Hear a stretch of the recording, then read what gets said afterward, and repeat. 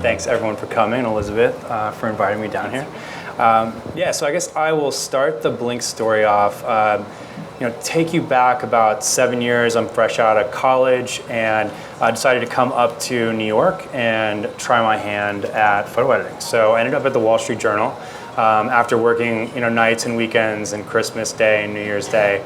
They said, great, he's doing a good job. Let's throw him into the big pond. So my boss at the time decided to give me a shot at Page One. Jumped in there and started commissioning stories all over the world. At this point, the Wall Street Journal had just hired their first photo department in, I guess, like 130 years. News Corp had bought the paper, and they were all about visuals, all about video. So myself and a small team of photo editors were tasked with illustrating every story, shooting everything we could, getting coverage all over the world. And so, that's essentially what we did. Every single week, there were 30, 40 stories that needed to go out. We needed to shoot photo and video for. And as a young person in the newsroom, I was shocked at kind of the lack of technology. We had our immediate networks, the people that we knew, and then that was kind of it. And when you've got stories in Fukushima and Colombia, San Francisco, and the Outer Banks of North Carolina, all in the same day, your network starts to really get tested, right? You start to realize that you actually don't know everyone in the industry. And when you're working with the freelance community the way that we were at the Journal, we didn't have any staff photographers or staff video producers, you got to keep track of people, and that became increasingly difficult over time just as we kind of scaled up the production of that content. So me and my co-founder Julian, who at the time was the world news photo editor at the Journal, we would always kind of be picking our brains on who we knew to cover different stories and place to place. But then the conversation would always evolve, like, boy, there probably should be an app to make this a whole lot easier, right? So 6 years of that frustration of having to cover these stories all over the place and doing it basically the hard way, picking up the phone and calling people and asking Elizabeth who she knew covering this event or that event, or just calling freelancers saying, hey, like last time we spoke, you were in X, are you still there? I mean, that question, we would just ask people, 100 times a week. I don't know. It was just a really archaic way of working. So Julian and I decided to break off. We left the Journal at the end of 2013, and in January of last year, we launched Blink. And our tagline here is connecting the media industry in real time. I think that this is a big evolution in the way that companies who need content and freelancers who produce it can finally work together in a more seamless and kind of modern way. So, really the goal here is to aggregate all the very best freelance talent, whether you're a freelance photographer, a video producer, a writer, you're a driver, a fixer, a translator. If you're freelance and you're in the media game, we want you. Blink is an invite-only network, and we've been very careful to recruit people and to bring people into the network who are super high quality, whether you're you don't have to be an industry veteran. We're all about young people, fresh out of school, and we're also about industry vets, people who have been in the game for a really long time. But you need to be hireable, and you need to be kind of a working pro. That's kind of our one test. And so, yeah, you have all this talent on one side, and then on the other, it's the buyers, right? And one thing that I've learned now, just stepping back from the journalism industry, is that we're not just, a photojournalist isn't just producing photojournalism, he's producing content, right? And content has only become more and more valuable to a wider array of companies. It's not just publishers, right? I mean, 20 years ago, you needed a printing press to hire photographers and writers and all that. Today, you can be a tech company, you can be a brand, you can be an ad agency, a digital agency, a nonprofit, and a newspaper, magazine, blog, whatever. I guess the point here is that Blink is a place not just for photo editors, but for anybody who wants to produce that content. And some of our biggest wins on Blink is when we get some small brand hire a photographer on the other side of the world. That's just a new opportunity that probably didn't exist 5 or 10 years ago. So on one side, amazing storytellers, and on the other, people who want to hire them to tell those stories. So we've grown, because we're invite only, I think we could have been much larger, but we've kind of grown intelligently, if you will. So we've got over 8,000 people on the network. Those folks are in 160 countries, which is really, really important to us to be truly global and have people all over the place. We've gotten to that point by doing a lot of partnerships with agencies, collectives, professional organizations, kind of anyone with big groups of freelancers. We've gone after schools and universities, programs has been really important to us. And the biggest number that we're really proud of is over 800 companies are on this site since launching. And I think that's a huge, huge accomplishment. So how does it work? On one side, you've got the mobile app, and this is the tool that we produce just to get that location data. So we take location data from Google or Apple location services, same thing that powers your weather app or Facebook locations, and you can choose to update your location as often as you like, and that will change your location on the Blink database. So if you're a freelancer based in Brooklyn, but you get a job to go upstate, right? You can check in when you go upstate, and if any editors or any companies are searching New Paltz, you're going to pop up in that search, even though you're a Brooklyn-based photographer. So we're putting those kind of connections together where before they would have been completely missed, right? And then on the other side, the website, this is the search tool. So on blink.la, it's a very familiar interface, built on Google Maps, but again, we're taking all that location data from freelancers, and that fills into a bunch of different profiles. Every freelancer has a profile on our site with their portfolio, with their contact info that they can keep up to date whenever they change places or add phone number. When they're traveling abroad, you always have a kind of local number so that you can update that on the site. And then all your professional skills. What you can do is video, audio capture, interviewing. Do you have liability insurance, where you went to school, your agency, so kind of all that information that a buyer like my former self would need to know before reaching out and contacting you. So the website is a really, really awesome tool, whether you're a freelancer or an editor, and that's one thing that I always like to make clear is that Blink is a two-way street, right? Because networking is hard, and getting access to companies is very, very difficult. We're lucky enough to all be here in New York, which is the media capital of the world. But if you're a young, 20-year-old photographer based in Bangladesh, can you really afford the trip, that $10,000 trip and a month in New York, just to get your foot at the door of the New York Times, let alone get an hour with each editor who might one day contact you? Just the barrier of entry is way too high. And I always felt that as a photo editor too. It's like, on my best day, I'm gonna find that young Bangladeshi photographer to tell their own stories, but I just don't know that person, and they're never gonna reach me, right? So with Blink, that young photographer in Bangladesh can search our network for photo editors in New York and LA and DC and all these big cities around the world and reach out and connect with those people in a much easier fashion, obviously much, much cheaper. So one product that we just put out, which I'm really excited about, kind of not announcing publicly here, but it's Blink Pro. And so one lesson that we learned after about a year of being out is that, on one side you've got the freelancers, but on the other you have teams of editors. And so the idea behind Blink Pro is that you can have all the editors at a media company connect into one shared database of contacts. And so we're trying to get rid of that that binder of promo cards or that Excel spreadsheet like we had at the Journal of names and locations that was chronically out of date.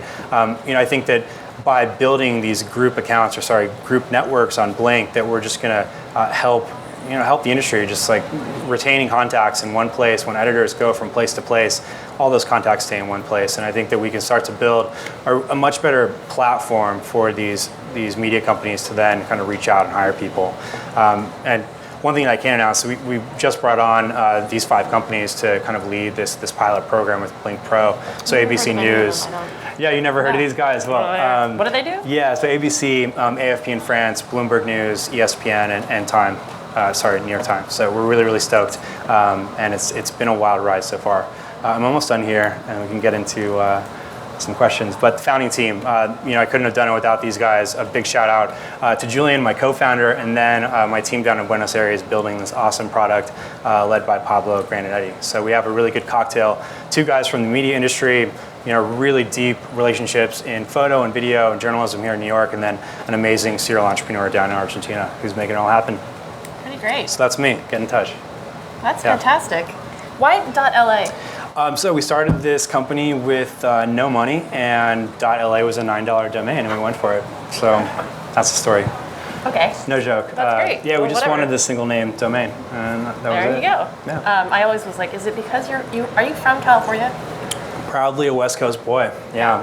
Well, from LA. Maybe one day we'll move the company there, but for now, we're happy in New York. great. Yeah. So there used to be something called Light Stalkers. Yeah. It still sort of exists. Yeah, huge inspiration. I don't know if you guys know what Light Stalkers is, but it was started by Teru Koyama. Yeah. And it was sort of a network that would tell you, kind of like a social network, but it would tell you where photographers were, where they were based, what they were working on. You couldn't always rely on photographers to check in on it, but I wondered if you can talk a little bit about how, did you draw any inspiration from that, and how did you see that working or not working, and how have you kind of improved upon that? Yeah, so I read an interesting article last week, and it was written by this VC in Palo Alto, and he said, there really are no bad products out there. There's just really bad timing, right? Yeah. And so I think that was the case with Light Stalkers. Teru is a visionary, and he's gone on to do groundbreaking projects after Light Stalkers. He's an incredible photographer, and now at Facebook leading the charge there for our community. I just think that it wasn't the right timing for Light Stalkers, and I think that what Blink has done, kind of evolved that, is that real-time location element that just didn't exist 10 years ago. Right. People didn't have smartphones, and so the who is one part of it, right? But where is the most important part.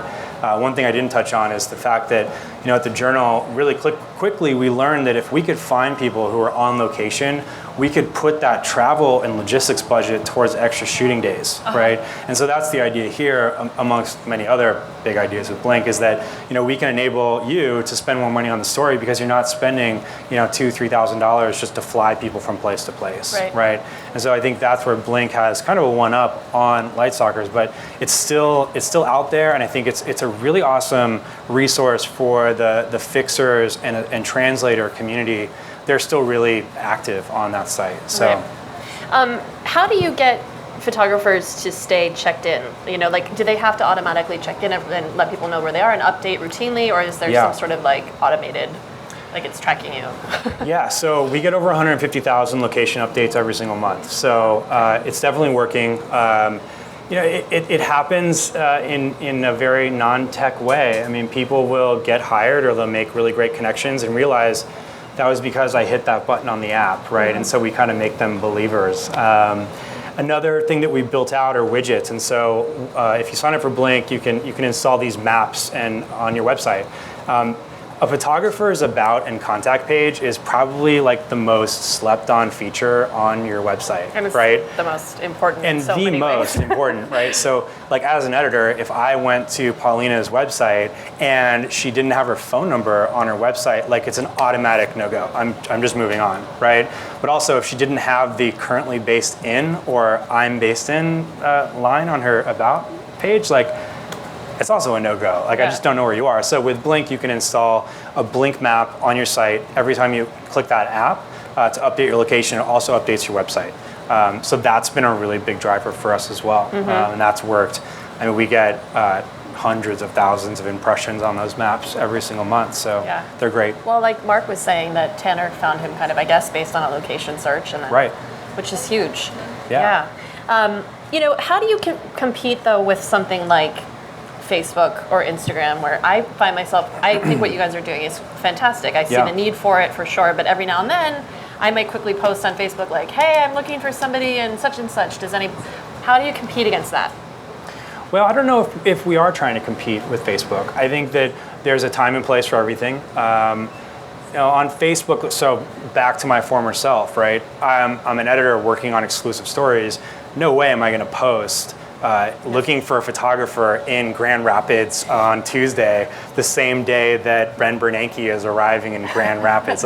Because I'm friends with Tanner Curtis and I love the guy, but he works for the competition, and so I can't show my cards and things like that, right? As an editor, I'm just not going to stop and post for 10 different stories on Facebook. But you use the tools that are available to you. I think that in a very short time, Blink will be very dominant. Check-ins are going to be rampant. People are going to have maps all over their websites, and there'll be no need to post on Twitter and Facebook. But until we get to that point, you guys are welcome to source people however you'd Your like, Facebook right? page goes down tomorrow. I just might suggest that, My Facebook page? Yeah. Somebody's a little threatened. Yeah, it's okay. I'm sure Mark is not paying attention. If he is, I don't know. I feel like he's got ears happy everywhere. to talk. Yeah. Well, so before you also are a member of MJR, is that right. correct? Yeah, very and proud. MJR is a collective. Can you explain a little bit about who's in it, what you guys are, how you came together? Yeah, for sure. So another kind of, hate to say fake it till you make it story, but it's true. MJR was founded in my living room in Boston. I was a young photographer, 19, 20 years old, and I was sitting around with my friends Julius and Rob, hence MJR. They're just first initials of first names. And we realized, like, hey, let's just throw a brand together. Like, if we work on a brand together, maybe we can seem bigger and better than we were, right? And it worked. And we put out this website, and we threw together, like, Helvetica logo and try to look cool and a slick looking website. And it started to, we just started to promote it. And then collectives became very popular, and they're, a lot of collectives came out, and even though Julius and Rob left, like, I think we still started bringing in, like, people that we really cared about, and a lot of people ask, like, how do I join MJR? And I tell them, like, it's kind of like a mafia, like it's part of the family, like you can't really just apply. It's just people that we love, people whose work that we really appreciate, and we're all very different. I mean, it's our members, we all started in photojournalism, but some people are pursuing nonprofit work, some people are pursuing, like, editing positions. Recently one of our members got a job at Medium, and now he's just a straight up photo editor. Wow. Others are doing commercial work and fashion. So MJR, I guess to put it in a little crystallized way, is a very diverse group of artists from all over the world. And we're not the most public group, but I can tell you that the MJR WhatsApp chat is constantly going off, and so we are alive and well. That's great. I mean, I'm always sort of curious what people think who are in a collective and who've been out on their own at one point or another, how that's helped them in their career. And, did you see it have a strong impact on you? Because you shoot too, yeah, right? Totally. But did you see the people who started to join your collective, that they were getting more, they were kind of growing their reach out of having that group? Absolutely. I mean, so when you have 8 people behind one brand, obviously there's going to be a lot of cross-pollination, right? And so it's not just about, like, that support amongst your peers and your family inside the collective, but when I got a job that I couldn't do, it immediately went to my friend Adrian, or vice versa. And yeah, I mean, when someone does an assignment for Dazed and Confused magazine, then they come back to MJR and they see Noah's work, or they see Mustafa's work. Right. I mean, that worked with Huck magazine for sure. Like, they started working with Moose, and then they started working with other people. So yeah, the cross-pollination it definitely happens. But yeah, when you have 8 people pushing one thing, it's going to get more eyeballs, right? Like, I can push my work all day, but if 8 people are pushing me and themselves, it's just going to be seen by more folks. So sure. Yeah. So, I wonder, there's so many different options now for freelancers and people who are out on their own.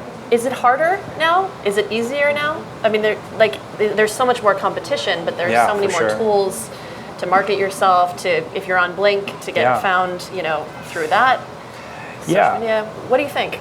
I think that as a community, we need to start thinking of ourselves more as, kind of small businesses, and think about, like, business development, and think about marketing plans, and thinking about our strategies. And yes, it's more competitive, right? For sure, there's more people shooting than ever before, but then there's also more buyers than ever before, and a more diverse marketplace for what you do. And if you are investing in marketing, and you're looking for great speaking positions or teaching positions, or I don't know, you're getting involved with exhibitions frequently, you're going to start to just network more organically, and more things are going to come back to you.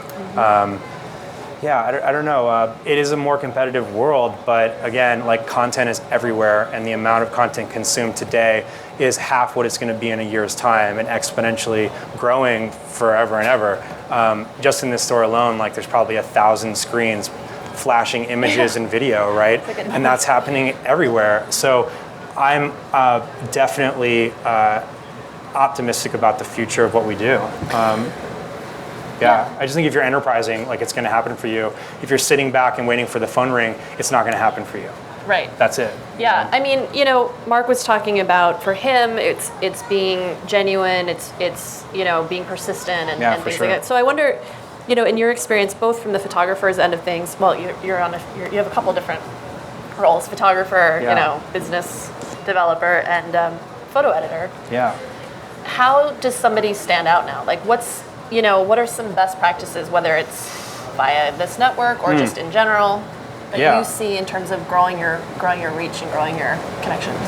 I think don't be quiet, right? Like when you shoot something awesome, make sure that you're sharing it. Mark, you were talking about Facebook and Instagram, kind of that value dropping off, right? And I would say that like actually now that you're growing your reach, like it's more important now to be initiating with your audience than ever before, right?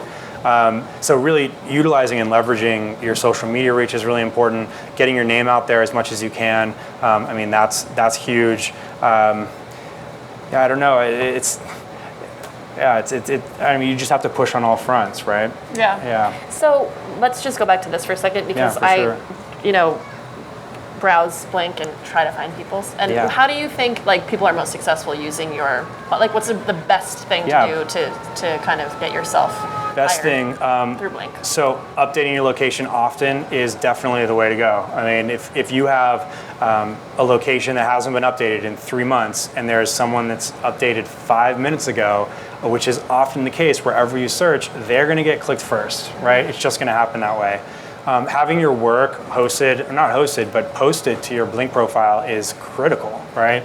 Number one feedback we get from companies is not your site doesn't work, it's the freelancers don't have their work hosted on the site. So even though I have to just copy paste the name and put it into Google, the editors won't do that, right? They want it all in one place, right? So if you're a freelancer and you've registered for Blink and you haven't filled out your profile, your portfolio, your contact info, you gotta try harder, right? Because that's some super basic stuff that you could easily take care of in 5 minutes, right?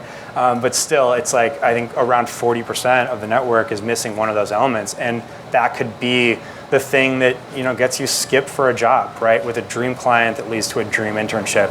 And I hate to be corny about it, but I mean, I didn't know that happened. It's so amazing, dude. So yeah, it could be you, right? Well, real quick. Yeah. The accessibility, like you said. People tell me not being able to click on somebody's phone number when you're on your phone on their website. Yeah, and you're out. So what Mark just said was the accessibility feature of. Can you hand him the mic? Sorry, I just don't want to screw it up.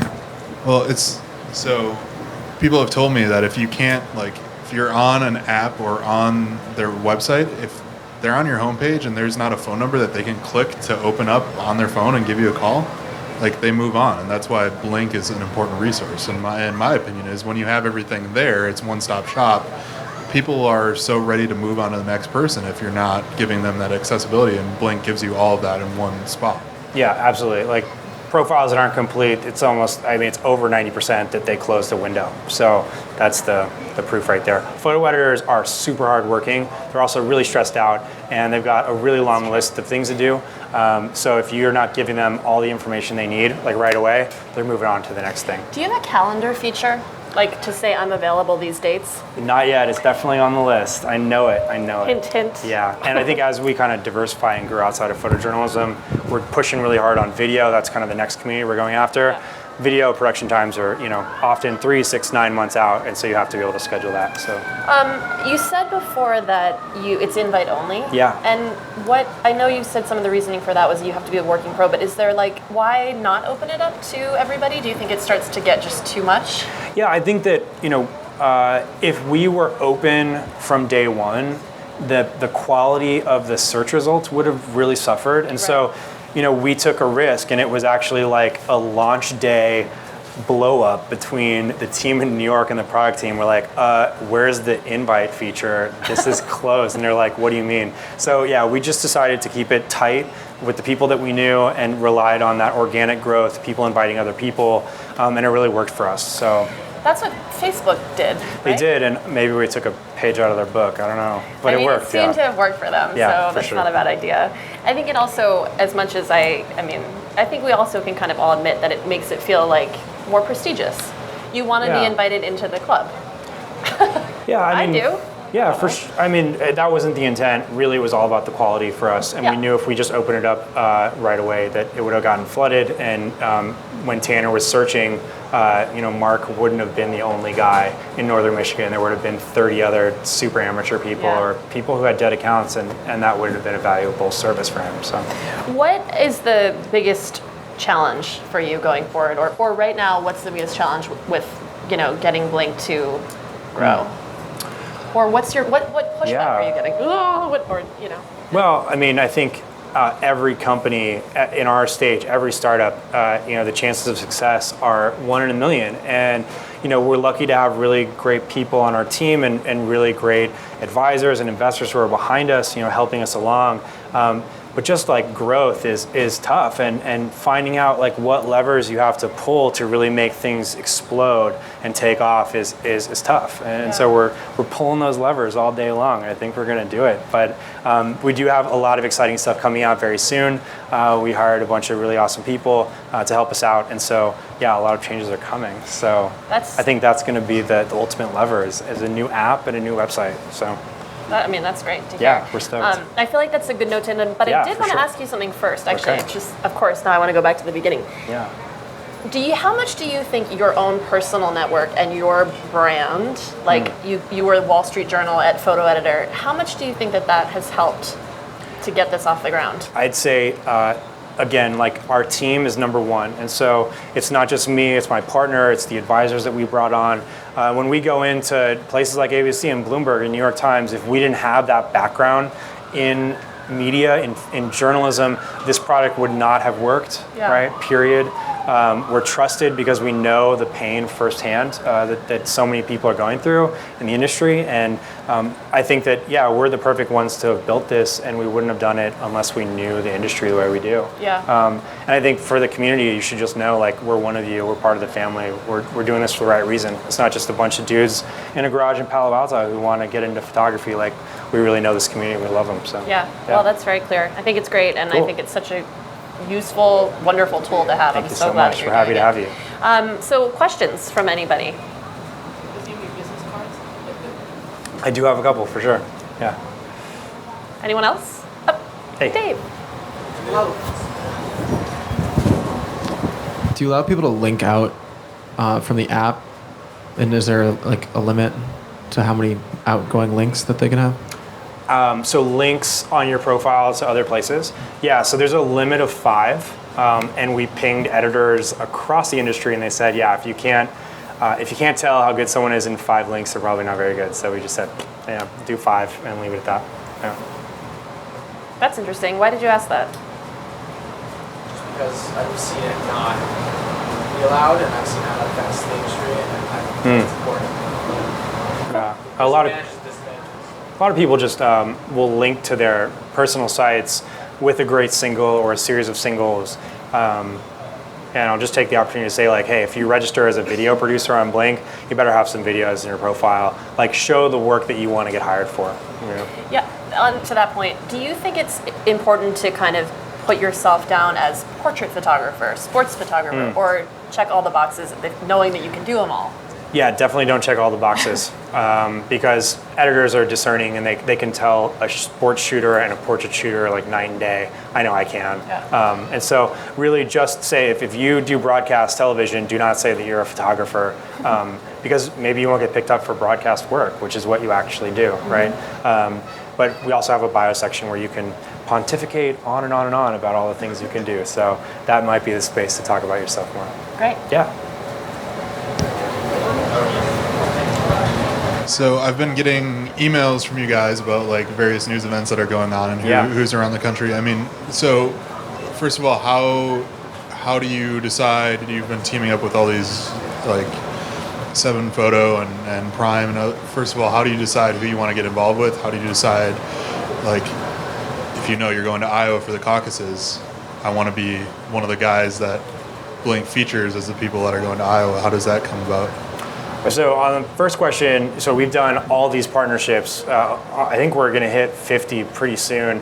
We're looking at groups in Kurdistan, like photo collectives in Kurdistan, Southeast Asia, photo agencies like VII and Panos and Noor, those were the obvious ones, right? So we just went after them because we knew it would bring us lots of talented people. But then as far as groups are concerned, agencies and collectives, we're kind of very accepting. If you're doing something interesting and you've got a kind of a group to bring us, we're down. So if anyone out there has a small collective or agency, definitely get in touch.